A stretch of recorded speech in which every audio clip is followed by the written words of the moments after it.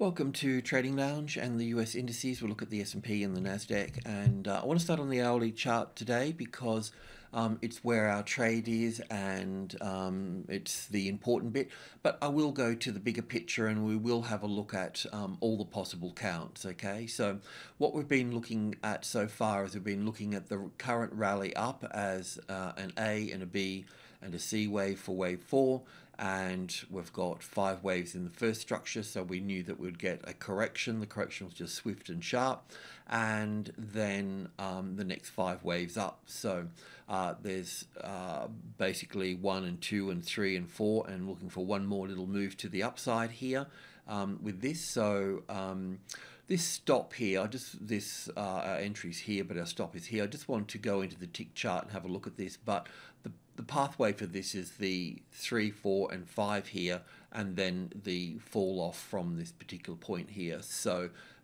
let's just go into the tick chart here. Okay, now we fit it in nicely. So yeah, so I've got it labeled a little bit differently, but still the A, B, and C here for wave 4. So an A wave, a B wave, and 1 and 2 and 3 and 4 and 5. It's a bit of we've got 5 waves in this little structure.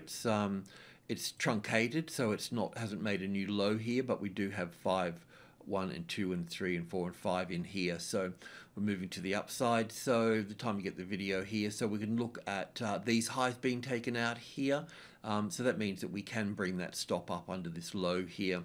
I thought we may have also on this low here and basically an A and a B and a C wave coming up a bit and dropping here, but that's now I can see that that's okay, and that can be put in here, so we can put our stops in under that, lift our low stops up under that low. So just coming back, so that would leave us with at least a move into this space here of group 1 here, 28.30, if not even higher. So if Friday closes strong, then Monday is likely to follow through on that as well. Just coming back into the hourly chart here. So we just really want to focus on our sort of stop here. So we will bring that stop up under that low there now for that. So that's so then you can just trail it up, of course. Okay, so once it starts moving up, then just follow that up. So yeah, look, let's just go to the weekly chart and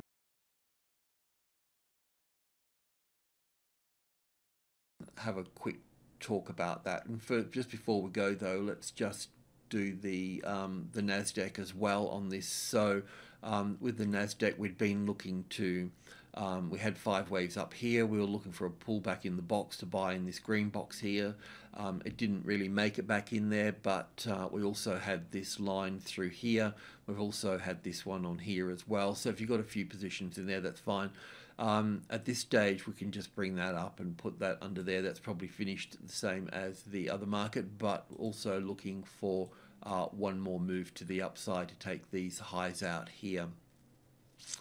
So yeah, let's just continue to sort of track this up here such, but let's just go back and have a look at the large accounts here. So you know, I think it's good to look at all the counts, you know, because then you can kind of work out the strategies, and you know, some counts will be stronger than others, and so on and so on. So there is a possibility that we can have wave 3 here, an A wave here, a B wave here, and a C wave in here, with wave 4 in here. And it is possible, so those long trades we've got, it is possible for us to move, you know, to continue straight up here in 5 waves. Okay, so that's certainly on the cards. So we need to be mindful of that, and I will be, and I've got a plan for that. We may get stopped out in the current ones, but we'll be able to move back in on that. So that's a possibility. There's also the possibility that the top for this is already in play here. So we would be looking at this here, if I can just copy that, as wave 1 to the downside, and wave 2 pulling back the 61.8%. So those waves that we're looking to the upside here, they will be swift and sharp, which they are, and that would be suitable for wave 2. And if that's the case, then once we get that top in, we'll come all the way, we'll come into a strong third wave down here. So that's also possible as well. Okay, so we need to be mindful of that. It's also possible that we've got a running triangle in play here with an A wave here, a B wave here, and a C wave here, and then those three waves that are moving up here make the D wave in three waves. Whoops, didn't do that very well, did I? Perhaps I need to go to the daily chart for that, but I'll just stay here. So basically three waves up, which we're getting now at the D wave, and then three waves down for an E wave, and then that E wave will make wave 4 here, and then we can move up, and that would be the running triangle here as an A and a B and a C and a D and an E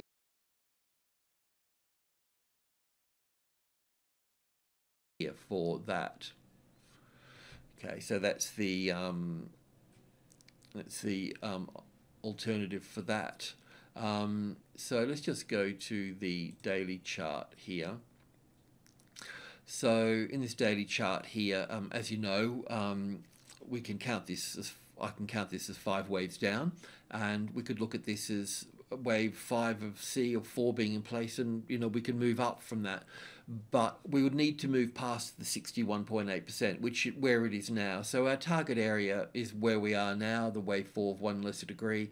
It's also possible in the count that we've been looking at just then as well, is we've been looking at this wave 4 as wave 4 in here. We still got this little move up, which would and then come down into wave 5 here. So this would make this wave 3 and this wave 5 here as such. A bit of a long shot, but it's still there, and I can't rule it out just yet, but probably not the case. So in this case here, we've pulled up to the 61.8% mark, so it's probably likely that we're in wave 2 or wave D here. So yeah, that little move's got to finish. So if it's in wave D here, then we can look at this market pulling back down into, let's just get a bit of a rough idea here. From here, we know that we're going to go a little bit higher here, so 28.30 odd in there. So that could leave us at pulling back into this space here. We can refine that a little bit later, but just to give you a bit of an idea. So that once that finishes there, because that's up in 3 waves there, it could be wave D here, and then we'd have wave E here, and wave E would also be in 3 waves as well here. So we've either got, in this case, we've either got wave D, and then obviously that would put wave 4 over here, or we've got wave 2 here, and we would get an impulse wave that would just continue to the downside at that point there. So yeah, that's it. So we just need to be a little bit mindful around here. If this market is still going to go to the upside, if I go maybe back to the hourly chart here, which would be quite interesting. So if we were going to continue to the upside, then what we can look at then, if this was wave 4 low in here, then we can take this low here, take this high here, wherever this may be, and look at a 38.2% retracement level here, and then we'd just move back up from that point. Now, if that's going to be the case, we're not going to miss anything, because we would simply take this high here or draw a line through here, and we'd be back in on the long side over here. So it's not that we're going to miss anything. That's the main point.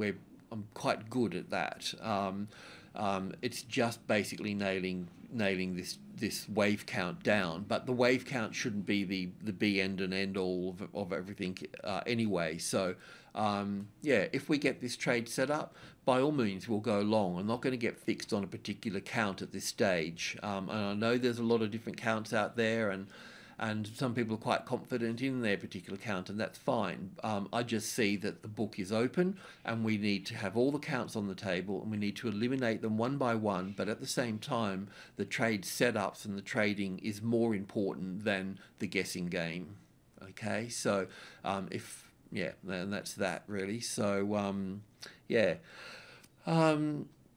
So once we get this push up here, it's probably a good idea to look at locking in a bit more profit. So once we're past this high here, then look at taking some part profit within that space there, because it's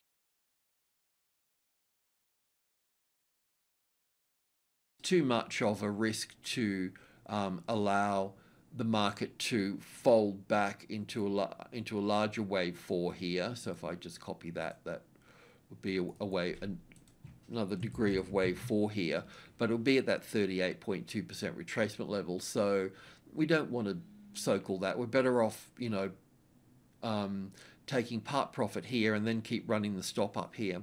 The other thing up here that that is worth considering here is we've got 28, so 8's a profit taking number, so I'm expecting a correction here. I'm expecting the market to get sold up, but we're still expecting one more move up before that occurs. The other point here is with the trading levels can be quite helpful here, because we've got 2800, the 800 is a minor level, and then we've got the sub level, so we've got 10, 20 and 30.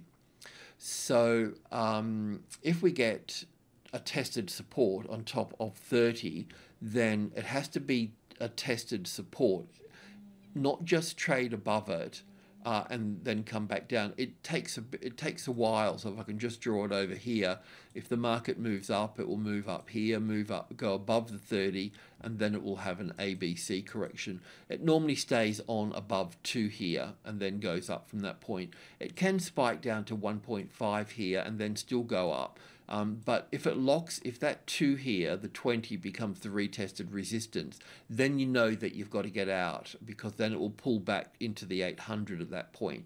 So you need a little bit of patience and just observation here before making a decision. But if it locks under the 2 here, the pivot point here I call it, within group 1 here, then it's going to be pulled back to this number. If it's going to be pulled back to this number, then it's going to be supported back here in group 2 at minimum. It could go lower from that as well.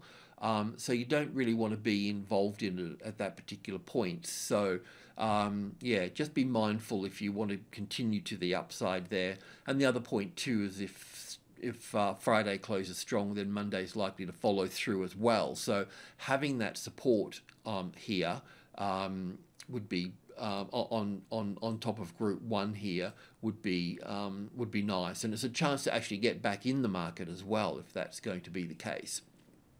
But if this is going to be wave 1 here and wave 2 here, and this is going to be wave 3, we need to see it a little bit longer than this so far. So let's just have a little look at this. So from this low here to roughly that high here, and if we copy that here and put that on low of wave B there, so this length here is at this stage is much longer than this one here. So this is not really acting like a wave 3 here.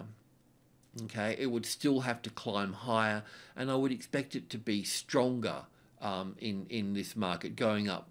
This is more like a lazy C wave going up here.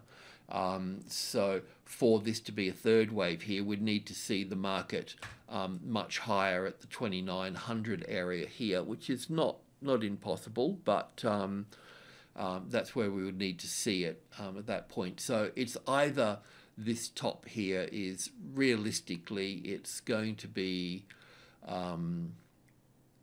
it's either going to be this wave 4 here, or it's going to be, if I can copy that here, it's going to be that triangle pattern of wave D here at this stage as an A and a B and a C here for D.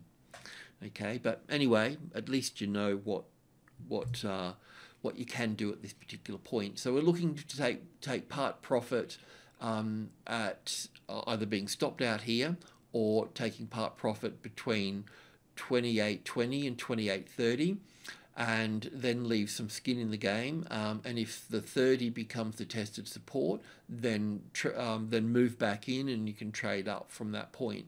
But otherwise, it will fail to find support It can trade higher to 40, but it's the support that you need. See how this is coming back and testing it on the 2800 here? That's a retest. That's testing it as support. That's what you need to see on top of the 30 area there, the same as this here and the same as this here and so on. All right, I'll leave it at that. Cheers.